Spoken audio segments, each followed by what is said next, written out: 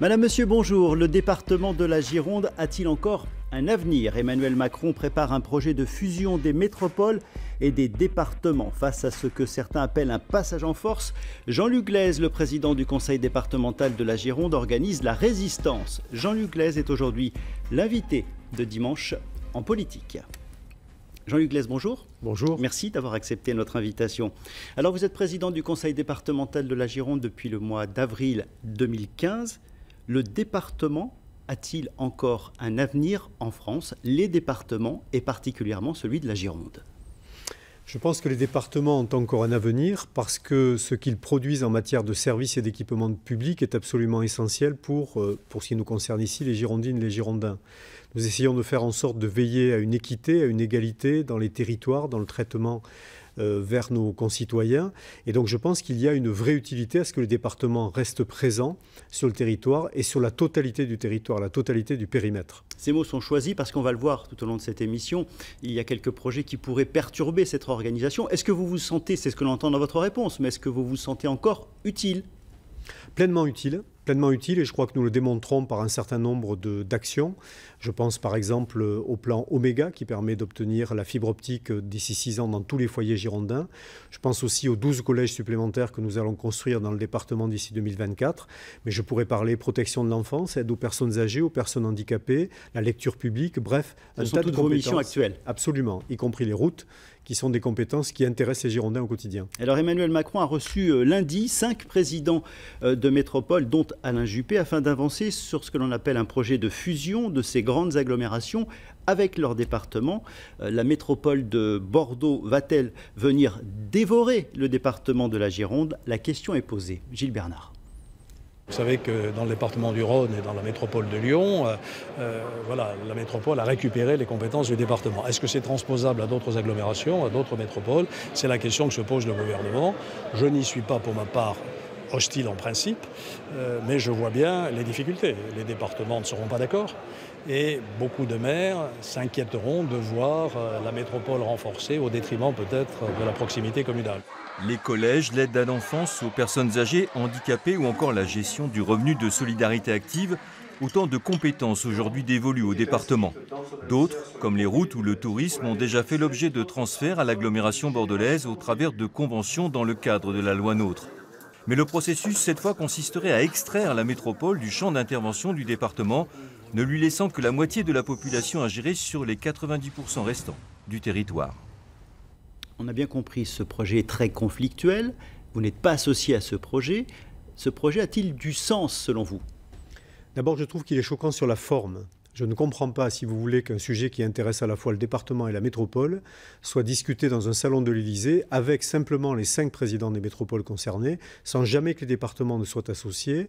D'autant que nous avons écrit au président de la République en lui demandant d'être reçus, les 5 présidents des départements concernés. Vous avez reçu une réponse? Aucune réponse à ce jour. Sur le fond, je pense que c'est une aberration. Votre carte le démontrait bien. Il s'agit finalement d'un trou noir à l'emporte-pièce au cœur du département de la Gironde. Quand on parle modèle lyonnais, le modèle lyonnais était différent. 75% de la population dans la métropole et une métropole située au sud du département du Rhône. Pour ce qui nous concerne, nous avons 50% de la population sur 6% du territoire, la métropole, et donc 50% de la population sur 94% du territoire. C'est donc complètement différent, d'autant que la métropole est bien située au cœur du département. Mais Emmanuel Macron est un homme intelligent. Pourquoi veut-il lancer cette fusion? Quels sont les gains possibles? Quel est l'intérêt? Alors les gains, moi je ne les vois pas, parce que ça n'est pas en fracturant le territoire en deux qui va nécessiter des directeurs des deux côtés, des services des deux côtés. Je ne suis pas du tout certain qu'il y ait des économies possibles. Par ailleurs, je pense que sa vision, c'est une vision très macro, c'est-à-dire au-dessus, en considérant que ce sont les métropoles qui sont liées entre elles au niveau européen, mais que finalement, tous les territoires intermédiaires n'existent pas. Or, c'est une vraie question aujourd'hui. Quelle est la vision en matière d'aménagement du territoire qu'a le gouvernement? Je ne la connais pas à ce jour. Pour être assez pédagogique et bien comprendre, quels seraient, si cette fusion devait exister, quels seraient les changements au quotidien pour les administrés? Très concrètement, ça voudrait dire que la métropole sur son territoire gérerait tout ce que gère le département. Ça veut dire que demain, les collèges, par exemple, seraient pris en charge sur le territoire métropolitain par la métropole. Quel est le risque derrière?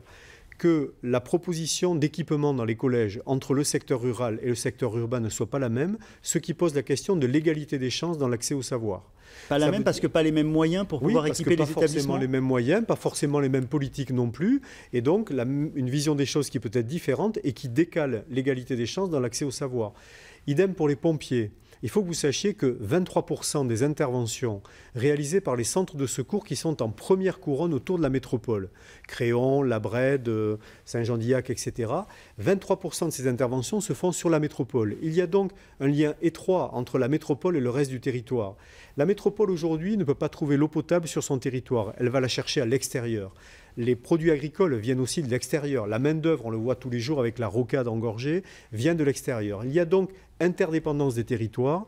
Les fracturer comme l'envisage le projet métropolitain est une erreur fondamentale. Je pense que nous avons à travailler les complémentarités. Nous avons vu tout à l'heure que nous avons signé avec Alain Juppé à la fois consécutivement à la loi NOTRe des transferts de compétences. Nous avons signé des conventions sur l'action sociale. Nous sommes capables de travailler ensemble en bonne intelligence. Pourquoi désormais nous séparer ? Cette réforme ou ce projet, évidemment, c'est avant tout, le principe, c'est de faire des économies au départ. Ça n'a pas du sens, ça, selon vous? Il y a probablement des postes qui doublonnent sur les deux fonctions, les deux territoires actuellement.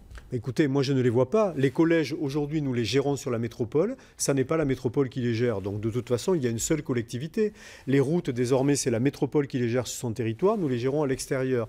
Sur le très haut débit, qui est un exemple particulier, le privé dessert la métropole. Personne ne dessert les secteurs périphériques et ruraux. Si le département ne s'en empare pas pour essayer de créer le lien et l'égalité entre les territoires, personne ne le fera. Pour moi, la Gironde est un tout.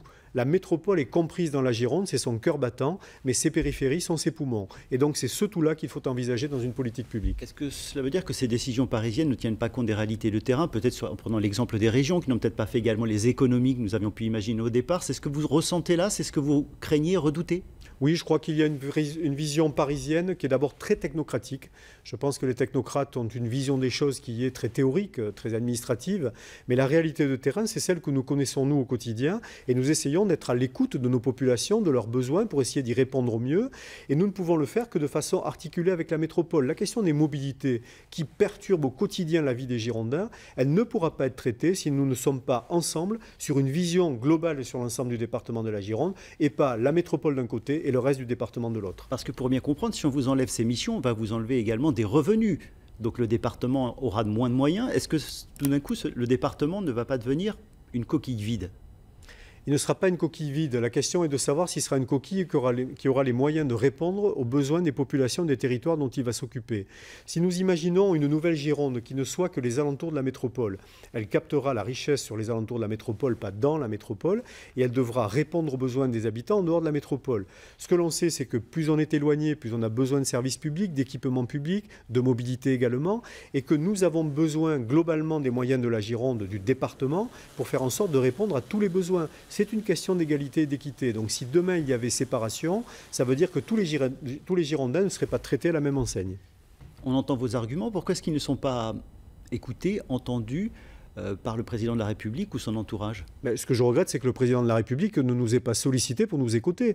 Il a écouté 3 fois les présidents de métropole en les réunissant à l'Élysée. Vous voulez dire qu'il y a un lobbying des présidents des métropoles et d'Alain Juppé, par exemple? Non, je ne sais pas s'il y a un lobbying ou pas. Ce que je vois simplement, c'est que seuls les présidents de métropole sont entendus. Nous avons réclamé à être reçus par le président de la République. Ça n'a pas été le cas. Donc je ne sais pas ce qu'il connaît de nos arguments puisque nous ne les avons pas portés auprès de lui. Ce que j'aurais aimé, c'était que sur la forme, nous soyons associés, que nous puissions débattre avec lui, discuter, exprimer notre avis. Puis je rappelle une chose quand même assez fondamentale. Je l'ai entendu, le président de la République et aussi le Premier ministre au Congrès des départements de France en octobre dernier, dire pas de fusion ou pas de métropolisation sans consentement des 2 collectivités. Je pense que quand on veut marier ou démarier des personnes, il faut au moins qu'il y ait un accord conjoint. Donc dans ce cadre-là, malheureusement, nous ne sommes pas sollicités. Ça veut dire qu'il n'y a pas le double consentement des 2 parties, ce que je trouve inadmissible. Aujourd'hui, la concertation est absolument nécessaire dans toute action publique. Et donc, puisque c'est un conflit, vous avez décidé de vous défendre et vous avez décidé de mener des actions sur le terrain. Oui, absolument. Donc nous sommes en train de mobiliser d'abord les maires et les conseillers municipaux des communes, parce que je pense que derrière l'éventuelle mise en danger des départements, il y a aussi la mise en danger des communes, et les maires sont intimement liés, les communes, aux départements. Donc nous mobilisons l'ensemble des maires et des conseillers municipaux, l'ensemble des associations, les 2000 que nous aidons chaque année dans ce département, ainsi que tous les citoyens qui souhaitent s'associer à la démarche, pour qu'ils viennent le 13 octobre, c'est samedi 13 octobre prochain, à 11 h au département de la Gironde, dans l'immeuble Gironde, et ça sera symbolique, l'immeuble Gironde qui est dans la métropole, eh bien, je souhaiterais qu'un maximum de personnes soient présentes pour venir justement exprimer le refus de ce rejet de la décentralisation, de ce rejet des collectivités et de ce manque d'attention à l'égard des services de proximité dont nous assurons au quotidien l'efficacité. Alors parmi les autres dossiers, cette semaine, nous parlions d'Emmanuel Macron, l'Élysée cette semaine a dû affronter un vent frais venu de la place Beauvau. Qu'avez-vous pensé de ce départ de Gérard Collomb et des circonstances du départ? Écoutez, il est assez surprenant parce que Gérard Collomb était quand même un des premiers disciples de la première heure d'Emmanuel Macron. Donc le fait de décider de partir, de voir sa démission refusée par le président, puis quelque part une imposition par le ministre de l'Intérieur de sa démission, m'a paru assez surprenante. Bon, j'entends bien qu'il revienne à Lyon, mais il avait annoncé initialement qu'il y reviendrait plutôt au printemps prochain. Moi, je pense que cela traduit, après d'autres démissions, quelques frictions au sein du gouvernement, et je pense que cela traduit aussi le comportement d'un président de la République qui est plutôt autocrate et qui n'est démocrate. Cette image-là, selon vous, est ressentie comment par la population, cette action entre le président de la République et le ministre de l'Intérieur, ce bras de fer est plutôt mal interprété, mal vécu par les Français? C'est une mauvaise image de la politique? Oui, peut-être. Je pense que les Français sont d'abord préoccupés par leurs soucis quotidiens. Enfin, moi, ce que je vois ici... Ce désaccord au plus haut niveau du pouvoir, c'est un problème? Oui, ça n'est jamais une très très bonne image, me semble-t-il. Alors après, on peut ne pas être d'accord et les choses peuvent s'exprimer d'une manière ou d'une autre. Mais en l'occurrence, je trouve que là, effectivement, nous avons une succession. Le départ de Nicolas Hulot a quand même été assez symbolique précédemment. Je pense qu'il a peut-être d'ailleurs plus marqué les Français encore que le départ de Gérard Collomb. Et donc cette succession, effectivement, pose question aujourd'hui sur l'unité du pouvoir au niveau central. La République En Marche est-elle toujours en marche? Écoutez, moi je n'ai jamais tout à fait été certain qu'elle soit en marche dans le bon sens. En tout cas, le nouveau monde qui était revendiqué ne me semble plus tout à fait être d'actualité. Moi, il me semble que ce nouveau monde qui était promu, qui d'abord consiste à concerter, à discuter, à essayer d'écouter, déjà n'est pas symboliquement en marche pour le coup dans la concertation sur la métropolisation auprès des départements. Et puis je ne suis pas certain finalement que les méthodes qui soient employées aujourd'hui soient très différentes de ce que nous avons connu par le passé. À ce sujet, Jean-Luc Gleyze, êtes-vous toujours socialiste aujourd'hui? Oui, tout à fait. Toujours membre du Parti socialiste? Absolument. Où en est le Parti socialiste aujourd'hui? Le Parti socialiste est assez peu audible actuellement, a du mal effectivement à se recomposer. Je pense qu'il faut qu'il se ressaisisse d'un certain nombre de sujets fondamentaux, de questions de société, et puis qu'il soit à l'écoute de nos concitoyens pour faire en sorte que nous puissions répondre au mieux. Je suis convaincu que nous portons au département de la Gironde des valeurs de gauche dont nous pouvons être fiers, et que ces valeurs peuvent répondre aussi aux attentes de nos concitoyens. Donc l'idée n'est pas de renier ce que nous sommes ou ce que nous avons été, mais de continuer au contraire en démontrant notre capacité à faire et notre efficacité dans l'action publique. À ce sujet, Olivier Faure est-il l'homme de la situation pour relever le Parti socialiste? Écoutez, est-il audible?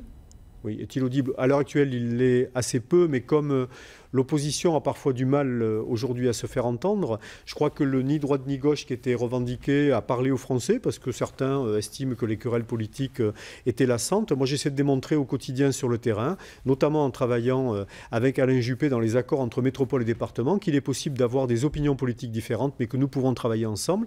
Jacques Breillat, qui est mon opposant au conseil départemental, est quelqu'un avec lequel je peux aussi, lorsqu'il le faut, lorsque l'intérêt collectif est là, avec lequel je peux travailler. Donc je pense qu'il est tout à fait possible d'incarner des valeurs fondamentales de gauche tout en ayant possibilité de travailler avec d'autres personnes dans d'autres partis. Puisque le PS a peut-être du mal à se reconstruire, à se faire entendre aujourd'hui, est-ce que, à vos yeux, François Hollande a encore un rôle à jouer, peut-être plus rapidement que prévu d'ailleurs? Est-ce qu'il a une place à prendre dans le débat politique aujourd'hui? De toute façon, toute personne qui a un peu d'audience, qui a eu en tout cas une expérience relativement intéressante, a forcément une parole certainement sur la réalité politique d'aujourd'hui. François Hollande qui ne se prive pas de taper sur le pouvoir en place à l'heure actuelle, notamment sur Emmanuel Macron.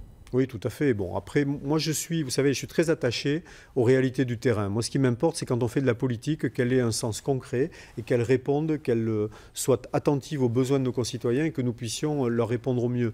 Donc, après, il y a des positions qui sont plus nationales. Pour ce qui me concerne, la position départementale me convient et j'essaie de pratiquer de la politique saine, honnête et à l'écoute au niveau du département de la Gironde. Avant de revenir sur les dossiers du département, encore un mot sur la politique nationale. Il y aura les européennes au mois de mai 2019, je ne vous apprends rien. Qui doit porter les couleurs du Parti socialiste pour ces européennes? Écoutez, il reviendra aux militants du Parti socialiste de définir. Selon vous, votre souhait, votre choix. Je suis très peu attaché, pour ce qui me concerne, aux organisations nationales. Encore une fois, je suis élu pour représenter un département et pour faire en sorte que ce département fonctionne. J'ai 1,6 milliard d'euros de budget, 6 500 salariés, 1 500 000 habitants dont il faut s'occuper. Donc je suis avant tout préoccupé par cette action. Oui, mais vous avez soutenu Benoît Hamon lors de sa campagne. Benoît Hamon qui envisage lui aussi d'être tête de liste aux européennes. Ce serait un bon candidat? Vous feriez quel choix entre Benoît Hamon, le Parti socialiste? J'ai soutenu Benoît Hamon qui était candidat issu des primaires du Parti socialiste. Donc j'étais dans l'optique de ce qu'avaient proposé les militants, qui était le soutien à Benoît Hamon. Aujourd'hui, je n'ai pas d'écurie particulière et je regarderai au fil du temps qui peut se dégager pour porter au mieux les couleurs du Parti socialiste. Alors il y a un dossier que vous avez porté depuis plusieurs mois et qui avance, c'est le dossier qui permettrait de tester un revenu de base. Plusieurs départements vous ont suivi, 12 au départ, vous êtes une vingtaine aujourd'hui. Où en est ce projet aujourd'hui de tester un revenu de base en France? En tous les cas, d'abord sur une vingtaine de départements. Alors le projet aujourd'hui est prêt à être expérimenté, c'est-à-dire que nous avons scientifiquement construit le modèle qui pourrait être expérimenté et nous avons une proposition de loi qui est désormais rédigée. Donc il suffirait que le gouvernement propose au Parlement ou que le Parlement, au travers de procédures, se saisisse de cette proposition de loi pour voir si elle peut être votée et si à ce moment-là nous pouvons expérimenter. Pour l'instant, nous en sommes là. Nous sommes en train de sensibiliser les parlementaires à ce sujet. Nous avons saisi le président de la République et le Premier ministre. Pour l'instant, nous n'avons pas de retour, mais notre proposition a été faite au travers du plan pauvreté qui s'appelle le revenu universel d'activité. Absolument. Et j'étais agréablement surpris parce que c'est un début de réponse par rapport à votre proposition? En tout cas, je ne suis pas certain que l'inscription à l'agenda social du président Macron du revenu universel d'activité aurait pu être envisagée si nous n'avions pas porté depuis 2 ans et demi cette volonté d'expérimentation du revenu de base. Donc je trouve que c'est plutôt une bonne nouvelle que d'expérimenter. C'est suffisant pour vous? Il va assez loin, le président Macron? Non, ce n'est pas tout à fait le modèle que nous défendons, même s'il y a des points convergents entre l'expérimentation de revenu de base et ce qu'il porte.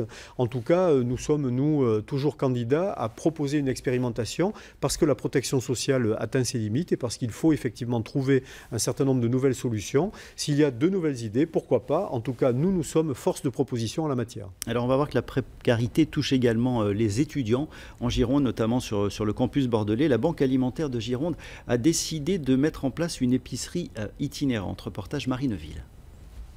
Les cours viennent de se terminer. Marie vient faire ses courses en découvrant ce nouveau comptoir itinérant. Pour 3 €, chaque étudiant reçoit ici 5 à 7 kilos de nourriture. Les bourses ne me permettent pas forcément de pouvoir faire le plein toutes les semaines. Une poche de fruits, une poche de sec. Je vais te donner du sucre. Je ne m'attendais pas à autant en fait. Je m'attendais à un petit sac. Finalement, il y avait vraiment beaucoup de choses, donc c'est super. On économise beaucoup. On peut économiser 80 €, 100 €. Le dispositif est rigoureux. Pour y être inscrit, il faut avoir un reste à vivre de moins de 210 € par mois. Les étudiants en situation de précarité sont de plus en plus nombreux. On se rend compte que beaucoup d'étudiants mangent finalement que des pâtes dans le mois ou voire pas du tout finalement, ou restreignent beaucoup leur repas. Et du coup, ça pouvait permettre éventuellement donc, de venir en aide à ces étudiants qui étaient en grosse difficulté financière et donc de pouvoir bénéficier finalement de denrées alimentaires variées et à moindre coût. On le voit, la pauvreté, la précarité touche également cette population des étudiants, la nourriture, les logements. Comment aider ces étudiants? Comment essayer de leur donner les meilleures conditions pour travailler, pour étudier? Alors, ce que je vois là est terrible, mais c'est une réalité que nous connaissons. Il faut savoir qu'en France, le taux de pauvreté est de 14%, mais que pour les 18-25 ans, il est de 24%. C'est donc absolument terrible. Et c'est aussi un facteur d'inégalité parce que ces jeunes qui veulent suivre des études et qui doivent souvent travailler à côté pour pouvoir vivre au quotidien, supportent une inégalité par rapport à d'autres jeunes qui peuvent être accompagnés par leurs parents dans leur mode de vie au quotidien. Donc c'est un vrai sujet, c'est la raison pour laquelle nous, dans l'expérimentation du revenu de base, nous proposions d'inclure les 18-25 ans. Parce qu'aujourd'hui, c'est une partie de la population qui est exclue du RSA et qui n'a pas, à part quelques bourses, mais donc le témoignage le traduit bien, qui sont souvent insuffisantes, qui n'a pas les moyens au quotidien de faire face à ses besoins en matière de logement et en matière d'alimentation. C'est donc une tranche d'âge à laquelle il faut impérativement s'intéresser. Et nous, c'est ce que nous proposons dans le cadre de l'expérimentation revenu de base, inclure ces jeunes pour essayer de faire en sorte de les aider à s'en sortir plus facilement et qu'ils puissent ensuite s'émanciper et devenir des adultes libres. Ce département de la Gironde est particulièrement impacté par les problématiques de transport, de mobilité, une saturation dans la métropole et au-delà, et des personnes qui doivent faire des trajets de plus en plus longs pour venir rejoindre leur travail à Bordeaux dans la métropole. Est-ce qu'on a épuisé toutes les solutions ou est-ce qu'il y a encore des possibilités pour améliorer rapidement cette situation? Alors la question, c'est celle de la temporalité, de la rapidité. Ce que l'on sait, c'est que des grandes constructions d'infrastructures prennent des années avant de pouvoir être autorisées. Il faut donc agir sur plein de petites solutions différentes pour essayer d'améliorer la circulation. Ce que nous faisons, nous, au département, nous développons les aires de covoiturage. Il y en a aujourd'hui 100 avec 2100 places qui sont à disposition. Et ce que l'on sait, c'est que ces aires sont très rapidement saturées. Nous sommes en train d'ouvrir des voies dédiées, désormais sur les routes départementales, pour les transports en commun et le covoiturage. Ça va être le cas, mettons, à Farc-Saint-Hilaire, ça sera le cas entre Saint-Jean-d'Illac et Mérignac. J'ai saisi la ministre des Transports pour lui demander également de faire la même chose, par exemple, sur la Nationale 10 ou sur la 89. Si nous pouvions déjà dégager sur une voie tous ceux qui covoiturent ou qui sont en transport en commun, c'est une amélioration de la fluidité. Vous commencez à en sentir les signes de réussite? Le problème, c'est qu'il faudrait que tout le monde joue le jeu. Nous pouvons toujours, nous, sur des voies départementales, amener jusqu'en limite de rocade. Mais si la rocade, qui est de compétence État, n'a pas elle-même ses voies dédiées, ça ne fonctionne pas. La question du transit des poids lourds est un vrai sujet aussi qu'il faut également traiter. Aujourd'hui, le syndicat que met en place la région sous l'égide d'Alain Rousset, dans lequel Alain Juppé et moi-même sommes membres, je pense que nous pouvons collectivement essayer de réfléchir à ces questions et d'améliorer progressivement, d'apporter des solutions ici et là. Mais en tout cas, la solution miraculeuse, à mon sens, n'existe pas du jour au lendemain. Et il va falloir... Un grand contournement, ça reste un objectif pour vous? En tout cas, ça peut être peut-être une solution pour délester la rocade bordelaise. Donc j'ai entendu parler aussi de barreaux éventuellement autoroutiers. Mais la vraie difficulté de ces aménagements, c'est le temps qu'ils nécessitent. Nous avons, nous, le dossier de la déviation du Taillan, sur lequel nous nous battons depuis un certain nombre d'années. Nous sommes en train là, de consolider à nouveau le dossier pour le défendre devant le Conseil national de protection de la nature. Systématiquement, il nous est demandé des mesures supplémentaires. Nous avons rajouté 3 millions d'euros dans le cadre de cet investissement pour permettre à la faune et à la flore d'être respectées, mais au-delà d'une certaine limite, ça n'est plus possible. Et au bout de 10 ans, il devient compliqué de faire avancer ces dossiers. Donc le grand contournement est peut-être une solution, mais il ne le sera qu'à moyen ou long terme. Vous avez évoqué en début d'émission les grands chantiers qui concernent le département de la Gironde, notamment le numérique, la fibre optique. Est-ce que la fracture numérique entre la ville et le milieu rural est en train de se réduire ou non? Et faudra-t-il encore beaucoup de temps pour qu'on puisse vivre aussi bien à la campagne en matière de numérique qu'à Bordeaux? D'abord un constat simple, Bordeaux, la métropole bordelaise et la ville de Libourne seront desservies par le privé. Alors tout le monde n'a pas la fibre optique déjà dans la métropole. Mais pour ce qui nous concerne, c'est donc le département avec les communautés de communes, aidés par l'Europe, l'État et la région, qui allons déployer dans les 410 000 foyers girondins, où qu'ils soient situés, aussi isolés soient-ils, la fibre optique pour que tout le monde ait, dans 6 ans ou plus tard, le très haut débit dans ce département. C'est un engagement fort. Au départ, c'était un programme sur 10 ans. Il a été ramené à 6 ans. Mais pas un seul foyer girondin ne sera privé de la fibre optique. J'ai démarré le premier chantier à Arbanat il y a une quinzaine de jours. La première réunion publique à Avincent également il y a quelques jours. Ça y est, c'est parti. Nous allons commencer à déployer dans toute la Gironde. En quelques mots, parce qu'évidemment, les dossiers sont nombreux dans votre département. Vous avez la responsabilité des collèges. Il y a un projet de construction d'un collège à Parampure, à côté des vignes. On sait que les traitements des vignes inquiètent beaucoup aujourd'hui. Est-ce que c'est une bonne idée de construire aujourd'hui un nouveau collège au milieu des vignes? Alors d'abord, il faut regarder la réalité foncière d'une commune. Nous avions initialement envisagé de réhabiliter le collège existant, ce qui était trop compliqué en termes de mise en œuvre. Oui, mais pour autant, est-ce qu'il faut en faire un à côté des vignes parce qu'il n'y a pas la place ailleurs? Est-ce qu'il n'y a pas un risque de mettre en danger les élèves? Alors, d'abord, il a fallu que la commune trouve un terrain. Le seul terrain dont elle disposait était celui-ci. Désormais, nous avons pleinement conscience de la réalité de la proximité du château Pichon. Et donc, ce que nous sommes en train de regarder, ce sont les mesures de protection qui peuvent être mises en œuvre pour faire en sorte que les collégiens, évidemment, ne soient pas exposés à des problèmes sanitaires. Personne ne peut entendre que, moins que les parents, nous soyons concernés par le problème des collégiens. Donc évidemment que les parents sont en alerte et ils ont raison de l'être. Évidemment que nous sommes aussi en écoute pour essayer de trouver des solutions. Nous allons travailler aujourd'hui le sujet avec eux, avec la commune, avec le château également, dont nous essayons de pousser vers une conversion vers le bio de manière à faire en sorte qu'il soit beaucoup plus respectueux aussi en matière d'usage. Allez, une dernière question dans cette émission avec une réponse en 30 secondes, c'est un peu court. On sait que les Girondins de Bordeaux sont à vendre. Est-ce que ce projet de rachat vous inquiète, et ce fonds de pension américain, est-ce que c'est un projet qui vous inquiète? Alors c'est en tout cas un sujet qui fait débat. C'est un sujet qu'il revient à Alain Juppé de traiter, beaucoup plus qu'à moi, donc je le laisserai prendre les décisions qui s'imposent. En tout cas, ce que je connais, c'est l'attachement des Girondins au club des Girondins de Bordeaux, à la nécessité de veiller à ce que ce club puisse perdurer dans les meilleures conditions possibles et que nous puissions garantir effectivement que cette équipe, nous en soyons fiers à terme. Je ne ferai pas de choix et je n'opérerai pas de choix en lieu et place d'Alain Juppé, mais un certain nombre de mes collègues ont des avis sur la question bien plus avisés que le mien. C'est la fin de cette émission. Merci Jean-Luc Glaise, merci d'avoir participé à Dimanche en politique. Dans quelques instants, le flash de la mi-journée et la suite de Dimanche en politique en compagnie de Francis Letellier. Excellent après-midi.